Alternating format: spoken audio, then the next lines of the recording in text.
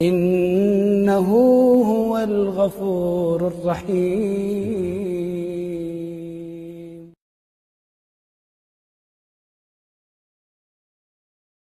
Hadis selanjutnya adalah hadis Bukhari Muslim, dan ini penting sekali, dua syarat mutlak.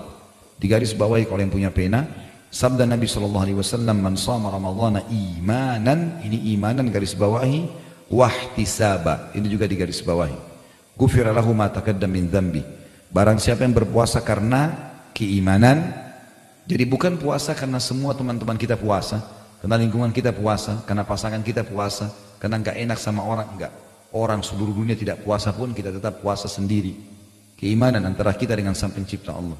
Yang kedua, dan semata mengharap pahalanya, ihtisab, mengejar pahala-pahala itu. Niscaya diampuni dosanya yang telah lalu, dibersihkan semua. Kata penulis, tentu saja pahala yang besar ini tidak diberikan kepada orang yang menahan diri dari makan dan minum saja, namun diperuntukkan bagi orang yang benar-benar mengaplikasikan nilai-nilai puasa. Kalau dia cuma tahan lapar, tahan haus, tapi dosa setiap hari dikerjakan, maka juga puasanya tidak diterima. Contoh misalnya orang tetap puasa tapi tetap dusta.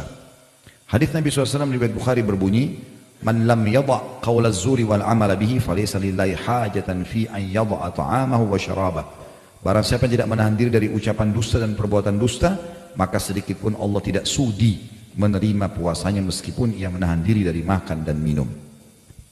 Juga dalam riwayat Rasulullah SAW bersabda, riwayat yang lain, hadis riwayat Imam Bukhari Muslim, as-sawmu junnah, fa idza kana yawma sawmi ahadikum fala yarfuth wala yafsuq wala yajhal. Tolong tiga kalimat ini digaris bawahi ya. Fala yarfuth, kata-kata yarfuth, wala yafsuq, ini juga digaris bawahi, wala yajhal. Tiga ini nanti saya terjemahkan.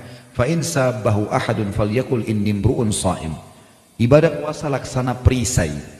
Di dalam riwayat yang dikatakan seperti perisai seseorang di antara kalian menangkis serangan musuh. Maksudnya perisai dari api neraka. Kalau ada orang yang mau jadikan puasanya sebagai perisai dari api neraka, dia nggak masuk neraka karena puasa, maka jika dia puasa, janganlah dia berbuat yang senonoh, yang tidak senonoh. Ya. Sini terjemahnya masih global kalau tidak senonoh, tapi makna rafath ya, adalah mengucapkan kalimat syahwat kepada selain pasangan halal.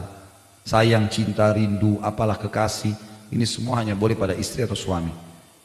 Suami istri pun boleh mengucapkan, tapi hubungan biologisnya nggak boleh. Tapi ini kalau umum nggak boleh. Siapa yang mau selamat dari api neraka dengan puasanya, jangan rafath, jangan fusuk. Di sini diterjemahkan berbuat jahat. Tapi sebenarnya terjemahannya bukan berbuat jahat. Fusuk itu adalah menyentuh secara fisik, kayak pegang, cium, peluk, ya, yang bukan dengan pasangan halal. Kemudian yajhal, di sini ditulis berbuat jahil. Sebenarnya maknanya adalah buat sia-sia. Ya, seperti banyak orang yang saya pernah kasih contoh, Ramadan habis waktunya semua di mall. Mall baru buka jam 10 pagi, dia nomor 1 antri. Ya. Kemudian putar-putar sampai buka puasa. Ya. Enggak juga belanja, enggak juga buat apa-apa. Kenapa? Tunggu buka puasa. Kenapa ini sia-sia? Ya. Ada orang yang puasanya diisi hanya dengan tidur. Puasa cuma 1 jam. Dari pagi sampai menjelang jam 5 sore baru bangun. Baru mandi siap buka puasa. Ya. Ada orang juga yang habisin waktu main gaple, buang waktu, omong kosong. Semua tidak ada manfaatnya buat dia. Kenapa enggak majelis ilmu? Kenapa enggak apalah baca Quran? Atau mungkin kembangkan usaha, sesuatu mencari nafkah yang halal, boleh, yang baik-baik semuanya. Lalu kata Nabi SAW, jika ada yang memaki dirinya, ya, atau misalnya mengajaknya bertengkar, maka dia harus berkata, saya sedang berpuasa. Apa maknanya? Tentu teman-teman sekalian, dalam Islam, termasuk kehormatan diri kita, kita nggak berkelahi sama orang. Jadi kalau mau tunjukkan kekuatan nanti di kancah peperangan, jihad ada. Tapi sama istri, sama suami, sama anak, sama teman, bukan tempatnya berkelahi ini. Gitu. Kalau ada orang yang ajak bertengkar, maka tinggalkan saja, biarin dia bertengkar sama tembok. Ya. Gak perlu kita layani, udah gak pernah ada gunanya. Gitu. Buang-buang energi untuk apa gitu? Dan Ramadan bulan pelatihan untuk itu, membiasakan diri untuk tidak bertengkar. Makanya kata Nabi SAW, kalau dia dicaci, dia ajak bertengkar, maaf, saya lagi ikuti program puasa, gak boleh, puasa melarang saya untuk itu. Dilatih sebulan agar terbiasa mengontrol emosi setelah Ramadan. Kenapa penyebab penyakit keras ini, penyakit yang masalah stroke, darah tinggi segala macam karena emosional. Ya. Maka dikontrol dengan puasa Ramadan. Ya. Itu maksudnya di sini. Kata beliau, penulis, wahai hamba Allah, Jika Anda telah berpuasa, maka puasakanlah juga pendengaran, penglihatan, lisan, dan seluruh anggota badan Anda. Jangan samakan antara hari berpuasa Anda dengan hari-hari lainnya. Ada juga orang dari pagi sampai malam nonton terus film. Gonta-ganti dari film ini ke film itu. Kenapa ini?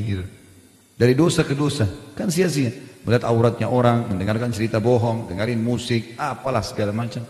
Jadi dosa lagi. Pelatihan Ramadan untuk memperbaiki kita lebih dekat kepada Sang Pencipta Allah. Gitu ya. Berada di zona yang aman dari semua pintu yang syaitan bisa masuk. Karena syaitan lagi dibelenggu.